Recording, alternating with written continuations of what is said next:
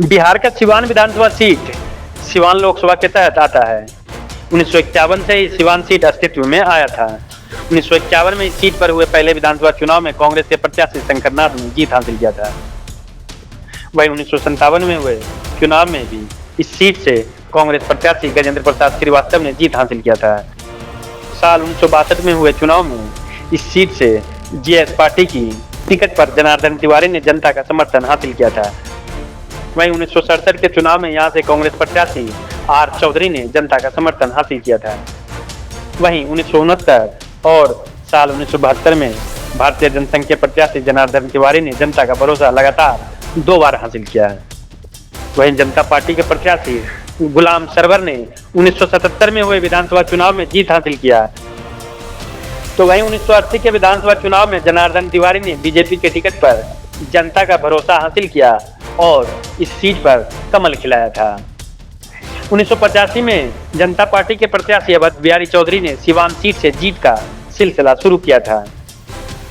1990 और 1995 में जनता दल के प्रत्याशी के तौर पर अवध बिहारी चौधरी ने जीत का सिलसिला बरकरार रखा था। वहीं साल 2000 और 2005 के फरवरी महीने में हुए चुनाव पर राजद के टिकट पर अवध बिहारी चौधरी ने सिवान सीट पर जीत हासिल किया था। वहीं अक्टूबर 2005, 2010 और 2015 के विधानसभा चुनाव में सिवान सीट से बीजेपी के प्रत्याशी व्यासदेव प्रसाद ने जीत का परचम लहराया था। साल 2020 के विधानसभा चुनाव में राजद के अवध बिहारी चौधरी ने फिर से इस सीट पर बेहद करीबी मुकाबले से बीजेपी के ओम प्रकाश यादव को सिर्फ 1973 वोटों के अंतर से हराया था। अगर आंकड़ों के हिसाब से बात करें तो साल 2015 के विधानसभा चुनाव में सिवान सीट से बीजेपी प्रत्याशी व्यासदेव प्रसाद ने जीत हासिल किया था। व्यासदेव प्रसाद ने चुनाव में 55,156 वोट हासिल किया था। वहीं आरजेडी प्रत्याशी बबलू प्रसाद को 51,622 वोट ही मिल पाया था। अब अगर आंकड़ों के हिसाब से बात करें तो साल 2010 के विधानसभा चुनाव में सिवान सीट से बीजेपी प्रत्याशी व्यासदेव प्रसाद ने जीत हासिल किया था। व्यासदेव प्रसाद ने चुनाव में 51,637 वोट हासिल किया था। वहीं राजद के प्रत्याशी अवध बिहारी चौधरी ने 39,096 वोट हासिल किया था।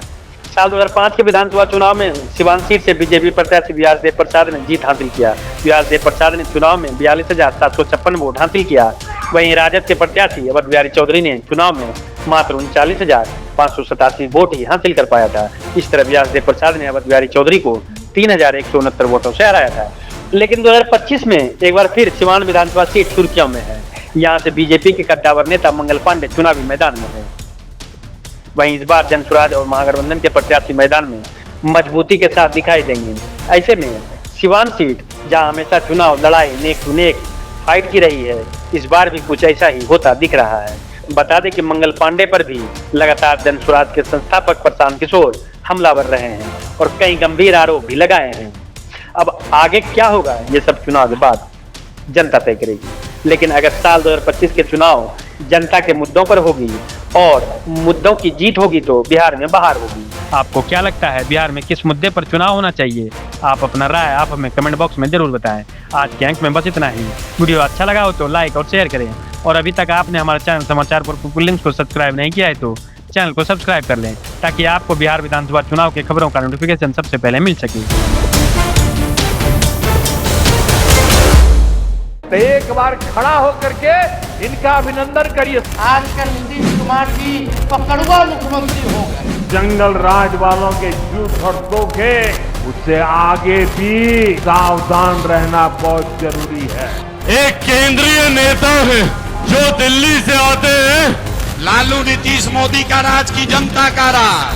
हम तो कहेंगे कि कांग्रेस को अकेले चुने। तेजस्वी आपको वचन देता है, जरा खूब ताली बजाओ इनके लिए।